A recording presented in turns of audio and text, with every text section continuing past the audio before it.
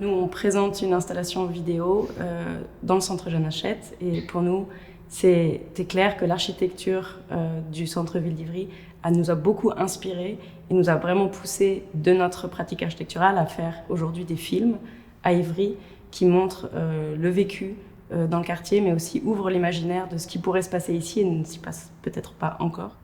Après aussi, de toujours le prendre comme point de début pour les imaginaires, qu'est-ce que pourrait se passer ailleurs?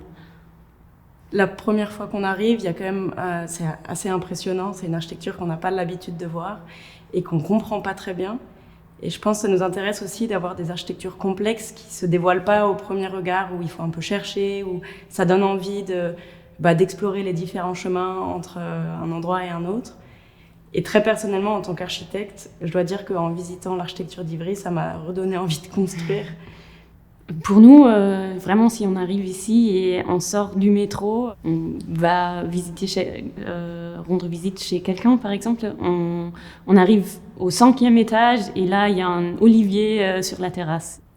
C'est aussi un peu un labyrinthe. Je pense qu'avant d'arriver à trouver l'appartement de la personne à qui on rend visite, on peut se perdre un bon nombre de fois. Il y a beaucoup de chemins qui mènent au même endroit. Ça rend l'architecture très ludique. Rien ressemble l'un à l'autre, c'est assez divers. Tous les appartements sont un peu divers. Das ist nicht alles gleich gebaut, ist eigentlich. Tout est différent. Il n'y a pas deux appartements pareils, il n'y a pas deux rues pareilles.